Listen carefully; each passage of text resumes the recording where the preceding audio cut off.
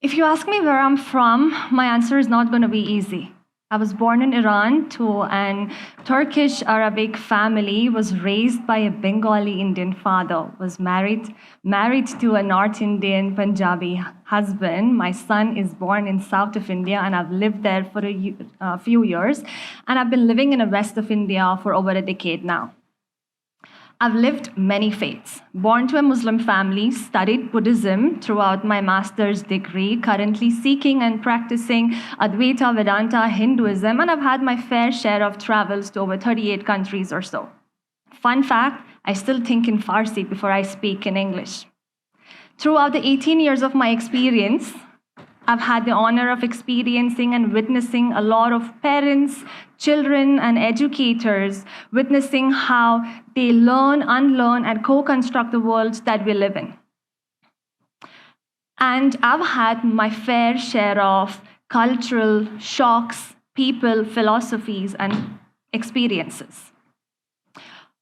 But what I'm going to talk about today might make you a little bit uncomfortable and leave you with a lot of questions post the talk. And I really, really hope that it does. Because it's true that discomfort, that we know something has reached us.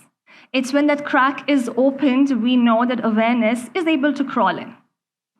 Forget all those faces and places and philosophies. Two of my most profound lessons about humanity came from my son, Reeve. His toy motorcycle, and later a bowl of pasta. When my son was about a few months, 18, 19 months old, we played the silly game that all parents do. He loves motorcycles, so we would take a motorcycle and he would do vroom vroom. We shifted the game a little bit and we said, Reeve, vroom vroom, and he laughed. Then we said, Dada, vroom vroom, and he laughed. And then of course I said, Mama, vroom vroom. He said, no. So I didn't really think about it twice, and we carried on playing, and I took his grandfather's name, and I said, Dadu, vroom vroom. He laughed.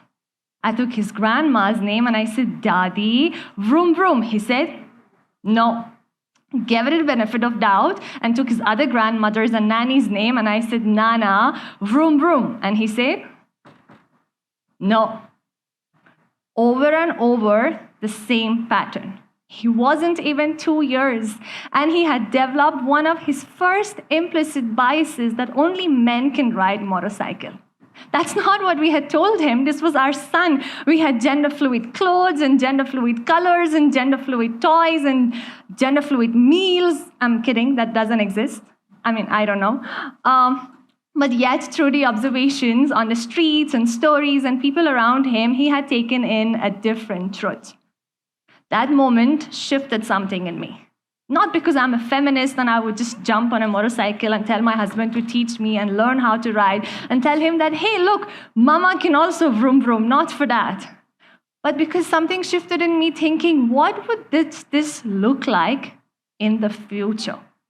Now, as we explore this talk together, I want you to remember 3 things throughout with me. Cultural norms, diversity, implicit bias. These 3 things, cultural norms, diversity, and implicit bias, are like these invisible currents that shape on a daily basis how we and our children think, feel, see, or behave. If we understand them well as adults, we help our students or our children to navigate them consciously. And of course, if we don't, we leave them to navigate these currents on their own. And trust me, that's not going to be a very good idea. So what's implicit bias? Let me simplify that for you. Bias is simply a preference towards something, someone, or an idea that is usually in a way that's fair, not fair. And when you don't know of it, it's called an implicit, unconscious, or a hidden bias. Thousands of years ago, way before TED Talks in schools and universities, offices and colleges, humans lived in smaller groups, the tribes, wherein belonging meant survival. So our ancestors had to take split-second decisions to decide if this is one of us or no. And those who could quickly categorize information and people approaching them and decide whether this is a friend or not were more likely to survive, and they passed on this ability to us.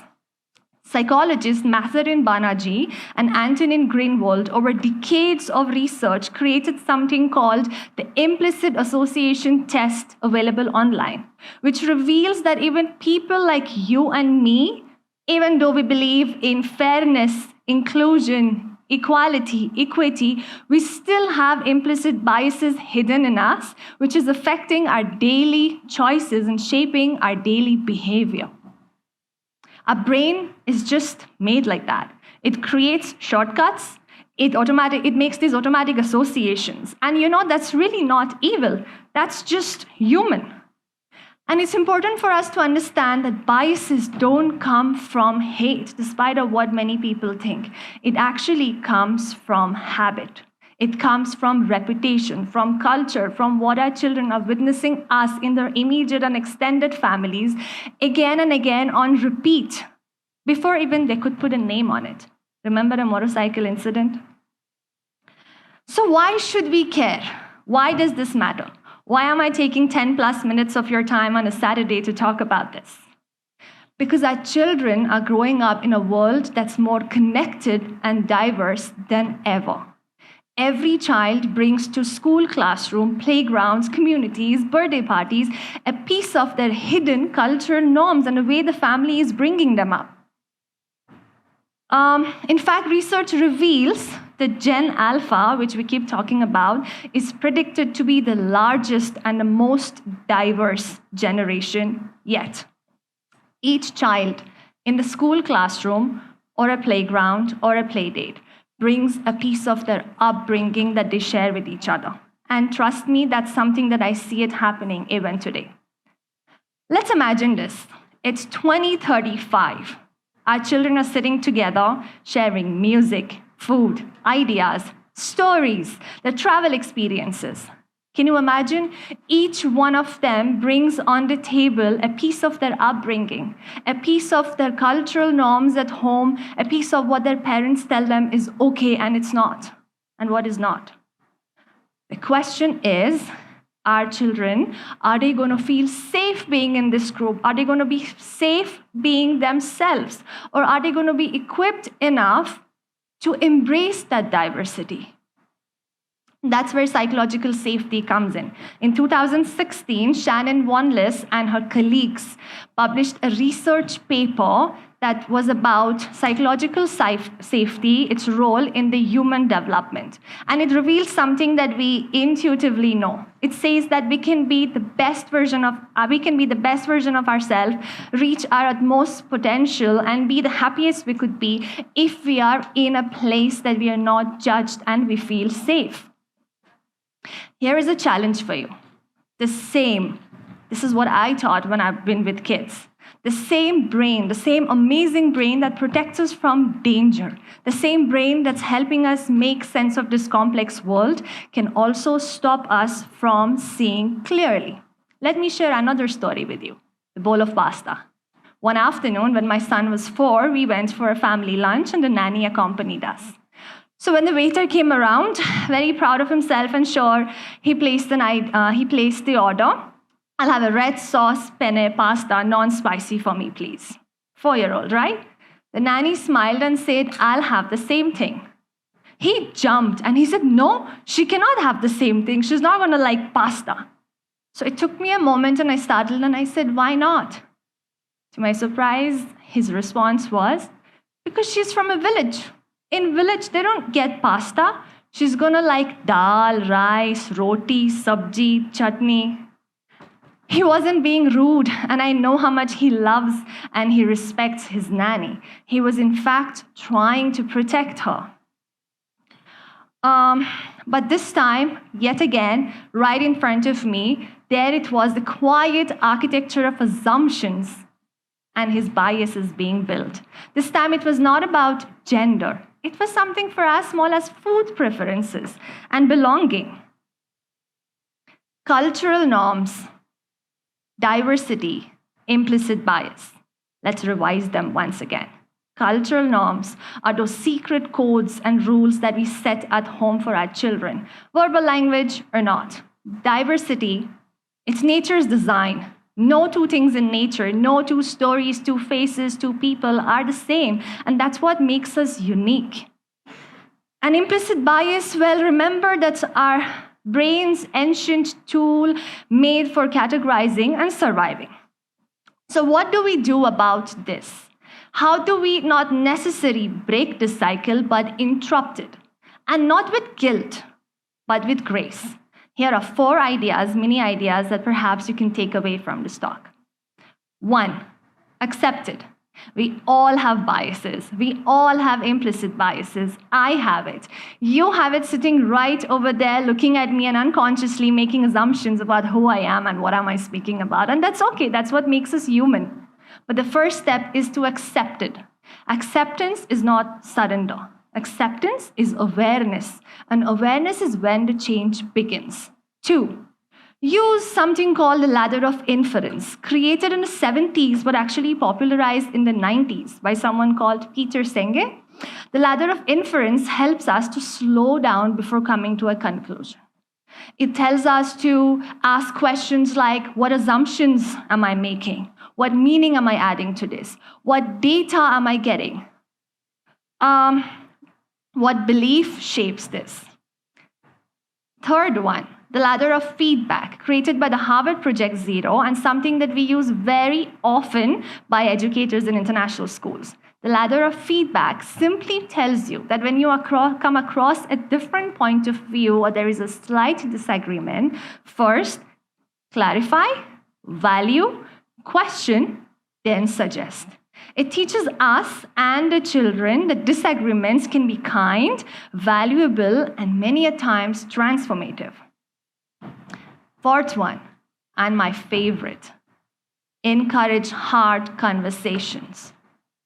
Do not hush topics as educators and parents. Do not hush topics like class, race, things that make you uncomfortable.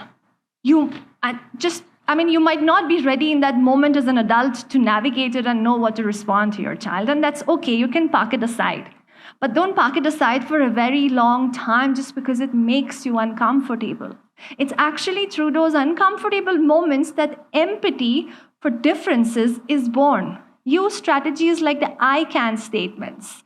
Tell your children to use like I feel, I saw, I think, I wonder why my friend did something in a certain way.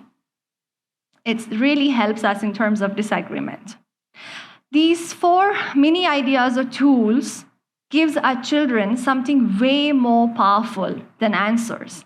It actually gives them permission to challenge and question respectfully. So remember, when we are talking about implicit biases, we're not talking about bad people. We are literally talking about old brains trying to survive in the new world. That afternoon with my 4-year-old over the pasta lunch, I could have just laughed it off, but I didn't. Because I didn't want it to be an end of an episode. I wanted to be a beginning of a conversation. Because I know every teachable moment that I get with him and the other students is a mirror, is a reflection for me, and a chance to do a little better than last time. The goal is not to eliminate implicit biases, and trust me, that's impossible. But it is to recognize them and retrain them. Every single time we take a pause before reacting. Every single time we model curiosity in front of our children, the brain actually forms these new neural connections that can rewrite the old ones, which was meant for survival. And like how my father used to say, they might or will become a shade better than us. And trust me, that I believe is progress. We all have that power and I think responsibility. But the question here is, are we aware of the invisible lessons that we are teaching our children? Are they going to inherit our biases, or will they get the courage to question and challenge them? Thank you.